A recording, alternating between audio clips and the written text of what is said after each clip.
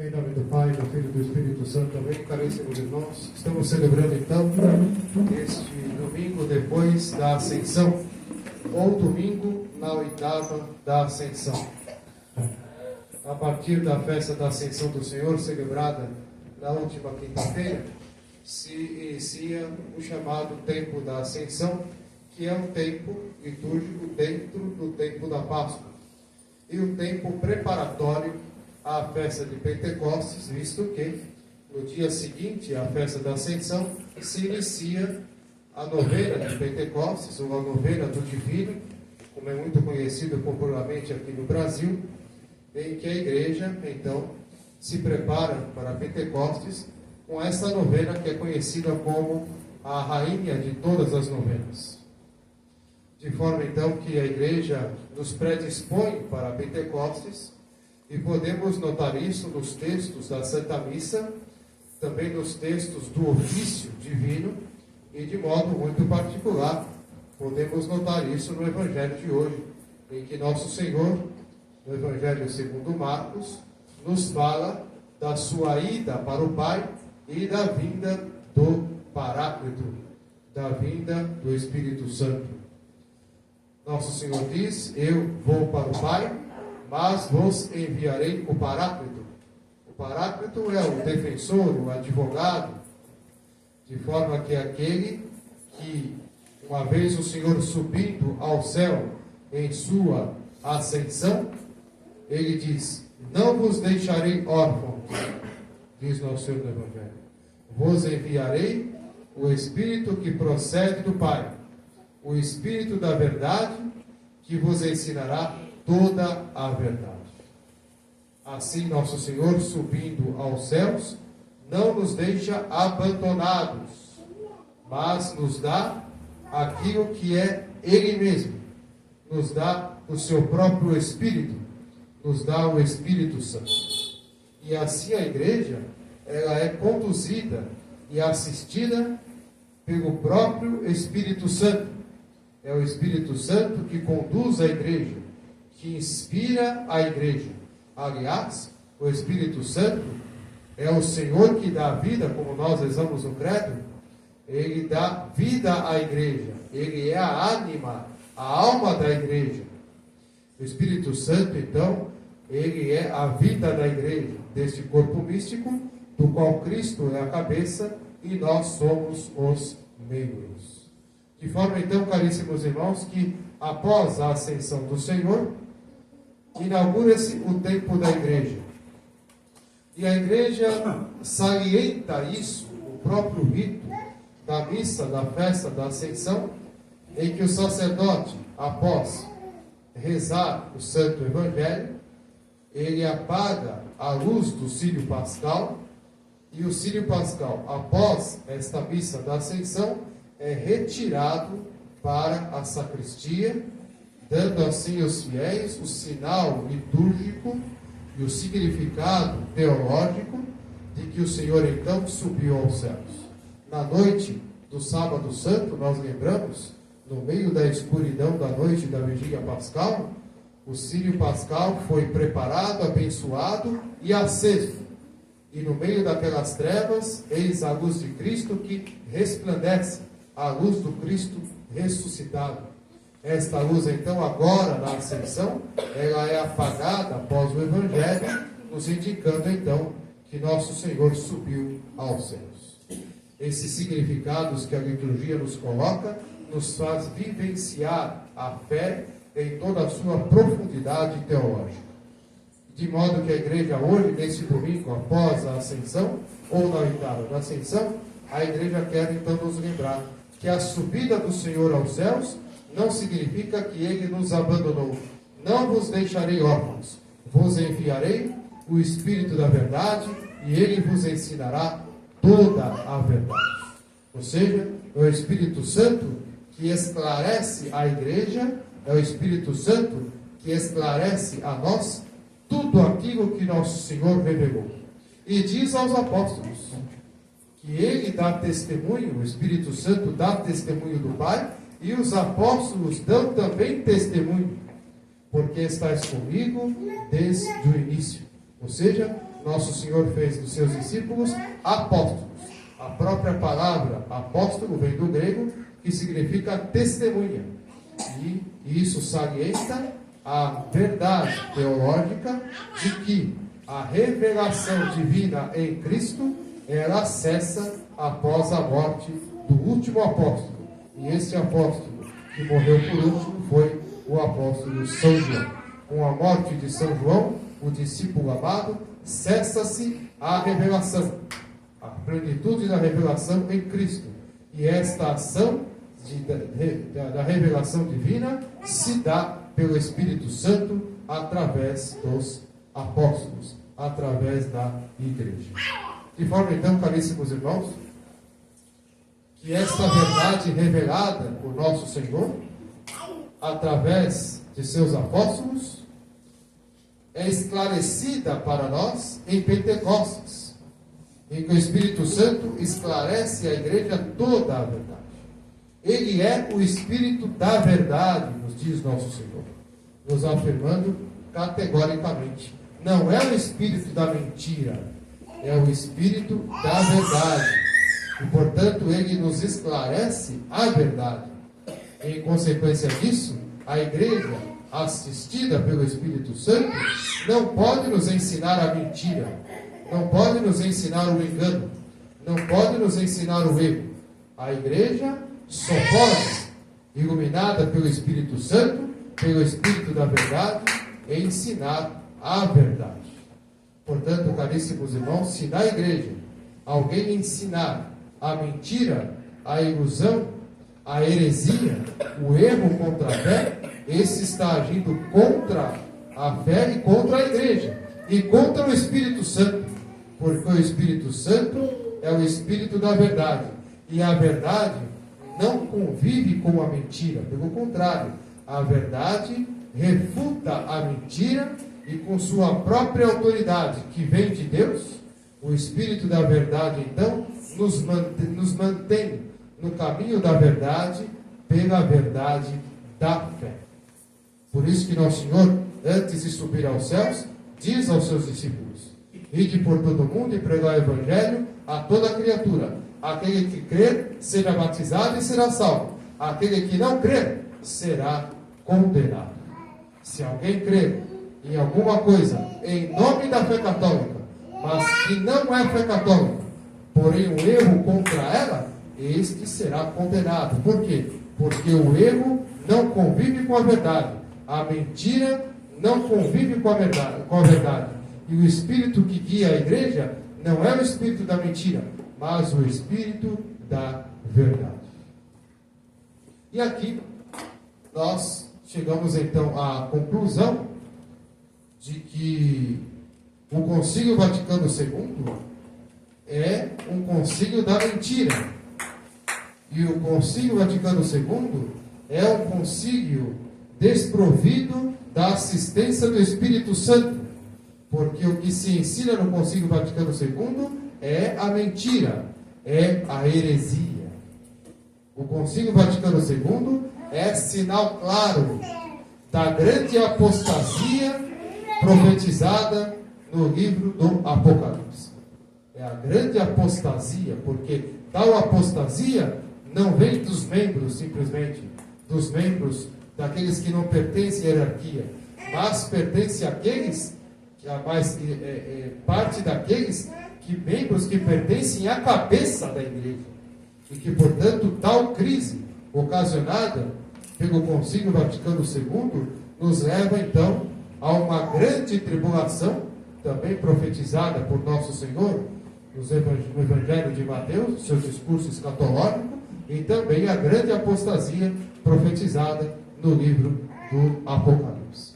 De forma, então, caríssimos fiéis, que nós podemos considerar o Concílio Vaticano II um conciliábulo, o que, claro, a Igreja um dia irá proclamá-lo, não iremos nós proclamar. Portanto, nós sabemos que não podemos seguir a mentira, não podemos seguir a heresia, não podemos nos deixar contaminar pela apostasia do Concílio Vaticano II. Porque no Concílio Vaticano II está exatamente o que nosso Senhor diz no Evangelho de hoje. vós sereis expulsos das sinagogas. A igreja, em primeiro lugar, desde o seu início, se dirigiu aos judeus para convertê-los a Cristo. E a igreja foi expulsa das sinagogas. Porém, os pagãos, da parte dos quais poderíamos esperar uma grande perseguição, os pagãos, pelo contrário, acolheram a fé. E os judeus, de sua parte, perseguiram e perseguem a igreja, porque perseguiram e mataram o seu mestre, mataram nosso Senhor Jesus Cristo.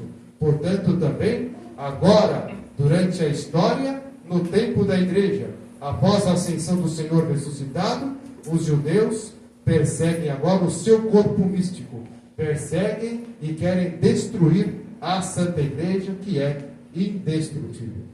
De forma, então, caríssimos irmãos, que nosso Senhor nos disse: muitos os matarão, julgando prestar culto a Deus.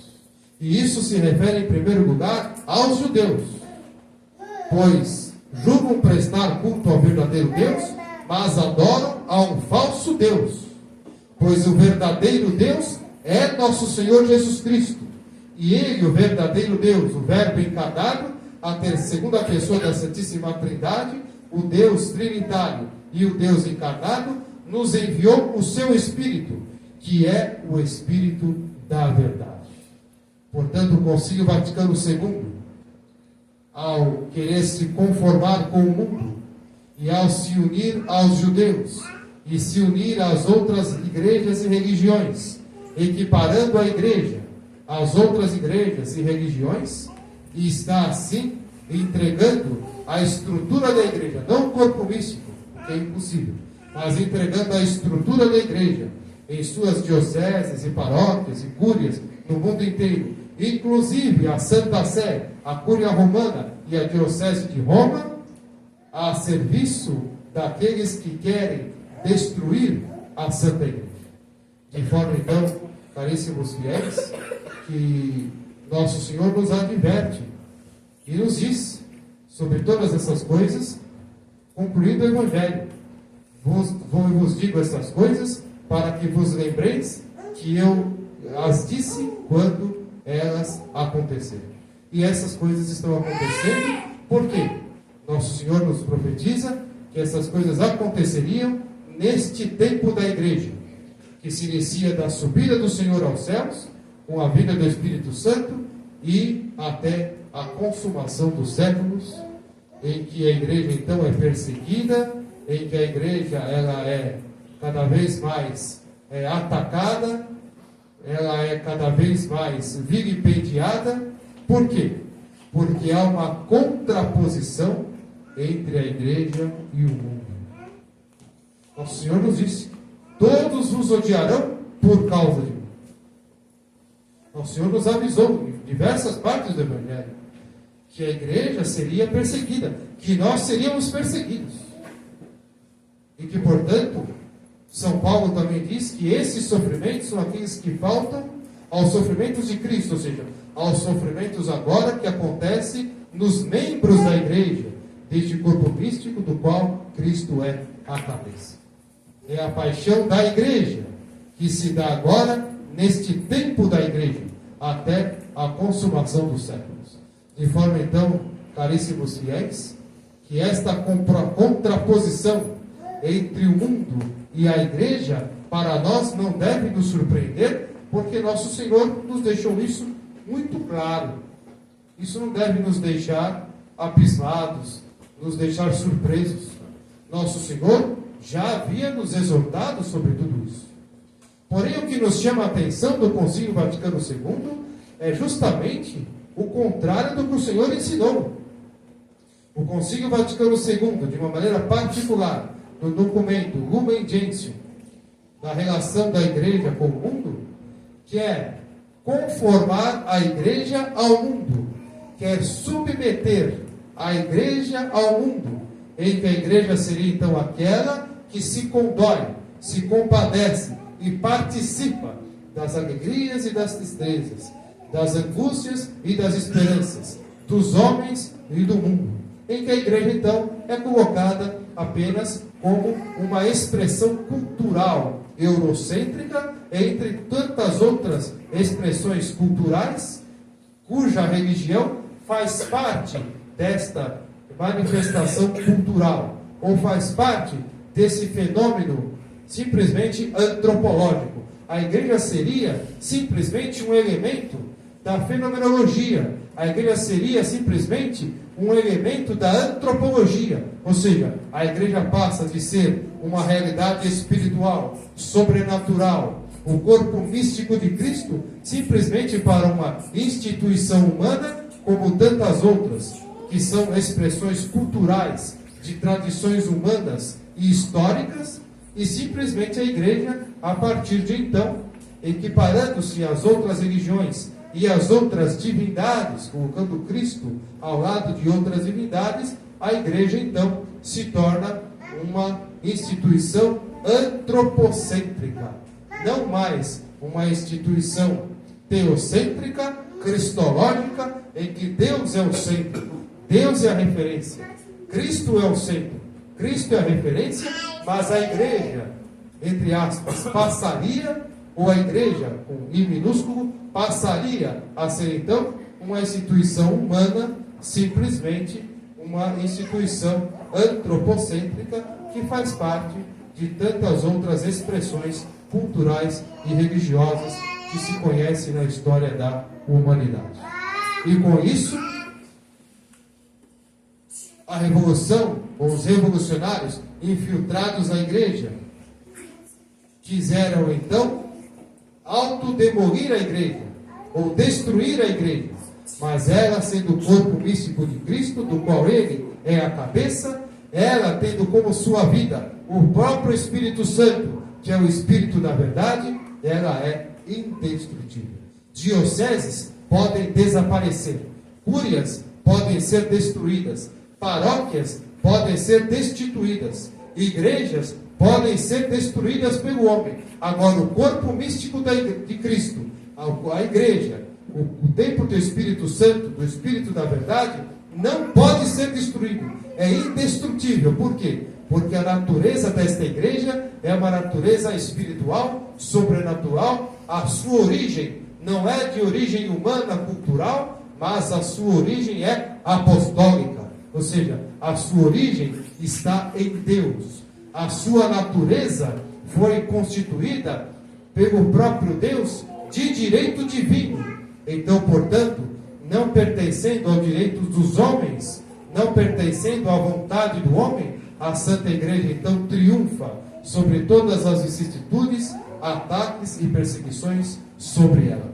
De modo que, aonde ela é mais perseguida, mais ela cresce, porque o sangue dos mártires é semente de cristãos. Portanto, caríssimos fiéis, nós percebemos aí a realidade saltando aos olhos. Nessa semana, um determinado arcebispo, num podcast aí na internet, estava comentando que Leão XIV está muito preocupado com os cismas, sejam cismas grandes, sejam cismas pequenos. Leão XIV está muito preocupado com os cismas que estão para acontecer na igreja. Esta preocupação de Leão XIV é justificada pelo fato de que há pouco tempo, mais ou menos 2 meses, a Igreja Conciliar e o próprio Leão XIV comemorou um grande aumento de católicos ao redor do mundo, sobretudo na África, na China, nos Estados Unidos, na América Latina e alguns outros países, comemorando o aumento do número de católicos. Porém, este aumento do número de católicos não corresponde ao aumento de participação de pessoas em paróquias das dioceses da Igreja Conciliar. Na verdade, este aumento do número de católicos é o aumento da tradição ao redor do mundo, principalmente em lugares em que o catolicismo é mais perseguido. Então, esta preocupação de Leão XIV com os tais de cismas na igreja é, na verdade, uma preocupação de que muitos sacerdotes estão abandonando a estrutura conciliar, muitos fiéis estão abandonando a estrutura conciliar e muitos jovens vocacionados ao sacerdócio, ou não, aqueles que querem ter família tradicional católica, nem sequer estão ingressando nas estruturas da igreja conciliar, como as paróquias, mas estão indo diretamente para os grupos tradicionais que estão crescendo cada vez mais ao redor do mundo. Aqueles que querem a missa tridentina, aqueles que querem a modéstia, aqueles que querem simplesmente ser católicos, tal como a igreja sempre foi, até antes do Concílio Vaticano II. De modo então, caríssimos fiéis, que o Espírito da Verdade está suscitando esta nova igreja, ainda muito tímida, ainda muito pequena, mas uma nova igreja. Por que nova? Uma nova igreja, por quê? Porque estes jovens, estas almas piedosas, buscam o quê? Aquilo que há de mais profundo e de mais antigo e sempre novo, que é a tradição católica e apostólica. Inalterável, inviolável é a fé católica e apostólica. E através da tradição encontram a verdadeira igreja, fora das estruturas da igreja conciliar, das paróquias, das dioceses e também da própria Cúria Romana e da diocese de Roma, que apostatou e que, portanto, não tem autoridade nenhuma para decretar que alguém é cismático, porque um apóstata não pode decretar cisma para ninguém, porque ele primeiro precisa se retratar, se converter, para que tenha autoridade, porque aquele que deixou de ser membro não pode ser cabeça da igreja, e portanto não tem legitimidade, não tem autoridade para declarar aquele que professa a fé católica, segundo a tradição apostólica, como cismático. É o Espírito da Verdade, caríssimos irmãos, que guia a igreja. Não é o Espírito da mentira. O Espírito da mentira é o Espírito da igreja conciliar. O Espírito da mentira é o Espírito do Concílio Vaticano II, que é o Espírito, as palavras de João 23, o Espírito do aggiornamento. A palavra em italiano, aggiornamento, que significa a atualização, ou a renovação, ou a reforma, ou a restituição. Ou seja, eles queriam uma nova igreja, uma igreja do povo de Deus, uma igreja que fosse uma continuidade simples do povo judaico, uma igreja sem a catolicidade, uma igreja sem a tradição apostólica, mesmo citando ela, mas uma igreja sem a tradição apostólica, simplesmente uma igreja humanista, uma igreja simplesmente com uma expressão cultural no meio do mundo, e que, portanto, estão vendo esta falsa igreja aí conciliar ruindo cada vez mais, junto com o Concílio Vaticano II, e por outro lado, o Espírito Santo suscitando uma nova igreja. Por quê? Porque ele é o Espírito da Verdade. E aquelas almas simples, seja de crianças, de coroinhas, seja de acólitos, de jovens, seja de seminaristas, que querem a verdadeira fé católica, porque é desses que partem a busca da verdade, a busca da verdadeira fé católica, a partir deles, caríssimos irmãos, o Espírito Santo está suscitando e regenerando a Santa Igreja, o corpo místico de Cristo, de forma que num processo histórico, segundo a ação do Espírito da Verdade, a Igreja então vai se regenerar e tudo vai voltando pouco a pouco para o seu lugar, e nós, de nossa parte, caríssimos fiéis, devemos guardar a fé católica e apostólica. Devemos ficar fincados com os dois pés na fé católica e apostólica. Se nós estamos na verdadeira fé católica, longe das heresias da igreja conciliar, longe do Concílio Vaticano II, longe dessa estrutura conciliar que está aí nas paróquias, com suas pastorais, nós então estaremos fazendo um apostolado em colaboração com o Espírito Santo, que conosco e muitas vezes até, apesar de nós, está regenerando a igreja em todo o mundo, de uma maneira calma, suave, de uma maneira simples, como é a brisa suave da presença de Deus, que vai pouco a pouco transformando todas as coisas. De modo então, caríssimos irmãos, que nós devemos então fazer um apostolado sério, um apostolado verdadeiro. E agora Pentecostes vem nos chamar a atenção disso. Os apóstolos que estavam lá no cenáculo com medo dos judeus, que estavam presos, após Pentecostes, abrem as portas e saem pregando com toda a coragem a verdade do Evangelho, a doutrina católica, ao ponto até mesmo de morrerem derramando o seu sangue por causa de Cristo.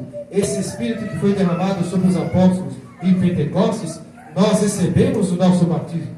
E, portanto, nós, uma vez inspirados por esse Espírito da verdade, devemos nós também ensinar e propagar a verdade. E propagar a verdade, caríssimos irmãos, significa para nós transmitir a fé que nós recebemos. Nós recebemos a verdade católica, segundo o Espírito de Deus, o Espírito da verdade. Portanto, esta verdade católica nós devemos também transmitir aos filhos, à família, aos que estão perto de nós, fazendo um apostolado efetivo no nosso dia a dia. E de modo muito particular, uma grande obra de apostolado dos nossos tempos é a educação católica. Sem educação católica não há transmissão da fé. Portanto, caríssimos fiéis, nós estamos diante de uma obra de apostolado que é uma grande empreitada. E que deveríamos nós marcar esses tempos difíceis de grande tribulação e de grande apostasia com o apostolado segundo o Espírito da verdade, segundo o Espírito de Deus, de forma então a deixar para as outras gerações esta transmissão, esta tradição católica e apostólica que nós, pela graça de Deus, recebemos. É um grande privilégio e também é uma grande responsabilidade da qual nós não podemos fugir e da qual também nós teremos um dia que dar contas a Deus. Porque Deus, nosso Senhor, em nossos tempos, deposita sobre nosso colo o grave dever de transmitir a verdade católica. E, portanto, é pela educação católica que deveremos transmitir esta verdade. Diante de uma situação lamentável, ou seja, de modo, vamos dizer, de modo geral, mundial, mas de modo muito particular no nosso país, nós perdemos as nossas liberdades. Na prática, nós estamos proibidos de sermos católicos. Não só na estrutura conciliar, mas também somos proibidos de ser católicos nas nossas instituições do país. Em nosso país, nas escolas, nos colégios, nas faculdades, nas universidades, no lugar em que deveria se transmitir a educação verdadeira, a educação católica, lá mesmo, onde se deveria transmitir a verdade católica, ali nós estamos proibidos de ensiná-la. E também estamos proibidos de ensiná-la dentro de nossas casas, com as portas fechadas, usando a internet que nós pagamos. E pagamos ainda pagando impostos para o governo. E nós, caríssimos irmãos, deixamos isso acontecer e entregamos nossa liberdade de mão beijada para os revolucionários, para os inimigos da igreja, para os inimigos da pátria, de forma então que agora estamos sendo perseguidos, estamos sendo punidos por educar os filhos segundo a verdade católica, segundo a fé católica. Realmente eles dominaram e aparelharam todas as nossas instituições, principalmente os canais de educação, em todos os níveis, em todas as dimensões do nosso país, de forma que as crianças e os jovens sejam subjugados à revolução, de forma a fazer deles mentes revolucionárias contra a família, contra a própria vida humana, contra a igreja e contra a fé católica. Isso aconteceu aos nossos olhos de uma maneira quase imperceptível, e agora que nos damos conta, poderíamos dizer, é tarde demais. Mas não é tarde demais. Nós temos um grande apostolado à nossa frente. Se nós queremos deixar alguma coisa para as futuras gerações, se os pais e as mães aqui presentes, pais e mães católicos, querem deixar alguma coisa para os seus filhos e para os seus netos e para a posteridade, então apliquem todas as forças, apliquem todas as energias, contando com a graça do Espírito Santo, em transmitir a educação católica fora das instituições constituídas no nosso país, sofrendo riscos, sofrendo perseguições, sofrendo possibilidade de processos. Sim, o Espírito Santo está conosco. Assim sempre foi com a igreja, desde o seu início. Também, agora, também será conosco nesse grande momento difícil que estamos vivendo, de grandes tribulações na marca da igreja e também na vida no lar da família católica. É a educação católica familiar que vai transmitir a tradição aos seus filhos e netos e à posteridade. Então será com muitos sacrifícios, se preciso até com sacrifício do derramamento de sangue, que nós deixaremos a transmissão da tradição apostólica através de uma efetiva educação católica que pedirá para nós um grande sacrifício. Nós não temos outra saída a não ser enfrentar o sistema totalitário, o regime totalitário que se instaurou no nosso país, independente de segmentos políticos, independente de opções políticas. Nós, como católicos, apostólicos romanos, devemos nós, caríssimos fiéis, neste tempo da igreja, unidos a ela, contando com a graça do Espírito Santo, em colocar as mãos à obra, num verdadeiro apostolado em prol da educação católica, para a transmissão da verdade católica. Agora, se alguém pretender fazer um trabalho de apostolado pela educação católica, contando com a estrutura conciliar, contando com a autorização de bispos modernistas, contando com o patrocínio das dioceses e de várias e paróquias da Igreja Conciliar, está jogando toda a sua obra de apostolado no lixo, porque podem dar algum tipo de apoio agora, mas lá na frente será destruída esta obra. Por quê? Porque a missão da Igreja Conciliar é destruir a Igreja. A missão da Igreja Conciliar é destruir a fé católica, é danar as almas ao fogo do inferno. E que, portanto, se algum bispo, se algum sacerdote, mesmo com boas intenções, se submete ao Concílio Vaticano II e à Igreja Conciliar, está, de uma maneira mesmo que indireta, contribuindo para a destruição da Igreja e para a destruição da fé, e de maneira muito prática, está contra a família católica e até mesmo contra a vida humana. Portanto, caríssimos fiéis, não podemos nos iludir. Nosso Senhor nos enviou não o espírito da mentira, nos enviou o espírito da verdade. Não nos deixemos enganar.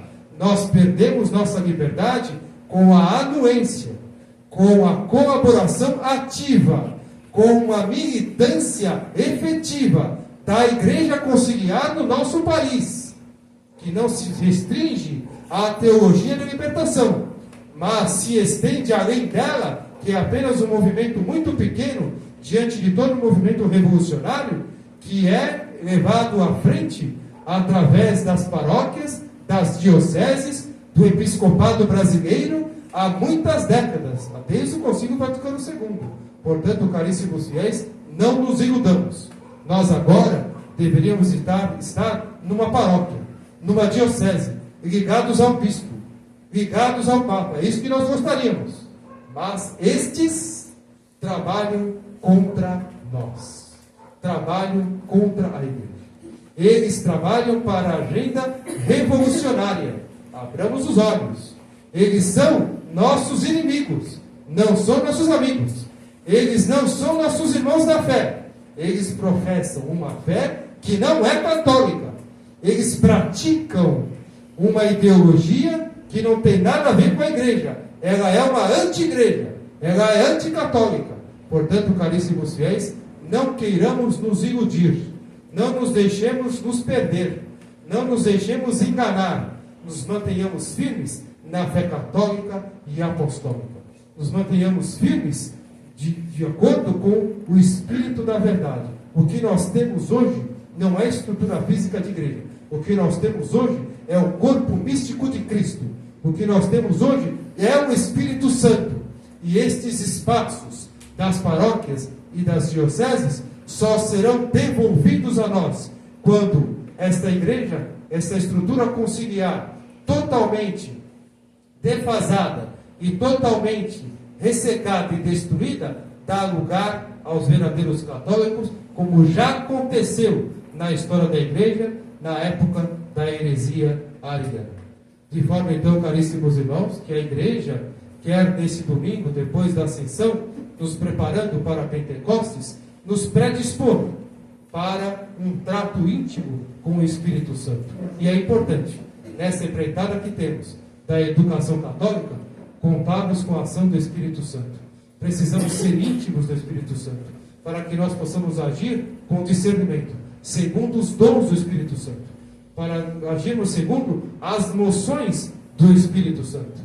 E assim, caríssimos irmãos, é importante mantermos a vida na graça de Deus, mantermos a vida em comunhão com o Espírito Divino, de forma assim a agir segundo a verdade, agindo sempre segundo o Espírito da verdade. É o Espírito Santo que nos mantém na verdade. E assim, caríssimos irmãos, não desviaremos nem para um lado e nem para o outro, nem ao sabor da moda, nem ao sabor das explosões de emoções que acontecem na internet. Nós iremos sempre nos conduzir segundo a fé católica apostólica, na qual edificamos nossa vida como na rocha firme, como nos ensina nosso Senhor, edificando a nossa família nesta rocha firme da fé católica apostólica, deixando, com a graça de Deus, para as futuras gerações, e marcando esta época de crise com aqueles que corajosos, que cheios de fervor e cheios do Espírito Santo, então trabalharam para transmitir a verdadeira fé para as outras gerações. Caríssimos irmãos, que não podemos concluir essa meditação sem invocar Nossa Senhora, que naquele dia, no cenáculo de Pentecostes, no dia de Pentecostes, estava ali rezando junto com os apóstolos. E ela está conosco hoje, no nosso cenáculo, nesse pequeno cenáculo aqui. Nossa Senhora está conosco. Longe, expulsos das sinagogas. As sinagogas de hoje seriam, então, aqueles que nos expulsaram das paróquias, porque lá não podemos ser católicos. Então, estamos expulsos das sinagogas de hoje. Estamos expulsos da estrutura que era nossa, que é nossa, que haveremos de reconquistar. E ela está aqui conosco, reunida conosco. Ela intercede por nós como boa mãe. Ela cuida de nós. O Espírito Santo é o Consolador. E Nossa Senhora também, ela é um grande consolo. Ela é a esposa do Espírito Santo. Ela que, em primeiro lugar, recebeu o Espírito Santo como a geração do Verbo Divino em seu ventre. Nossa Senhora, então, ela sempre nos ajudará, sempre intercederá, para que hajamos, para que vivamos e hajamos, sempre segundo o Espírito de Deus e o Espírito da verdade. Portanto, diante dessas tribulações e diante dessa empreitada apostólica, dessas obras apostólicas em prol da educação católica que haveremos de empreender, Nossa Senhora é o nosso grande conforto, Nossa Senhora é o nosso grande consolo, Nossa Senhora nos guarda, nos cuida, para que nos mantenhamos na fé, com fidelidade, até o fim, até as últimas consequências. Louvado seja nosso Senhor Jesus Cristo. Para sempre seja louvado.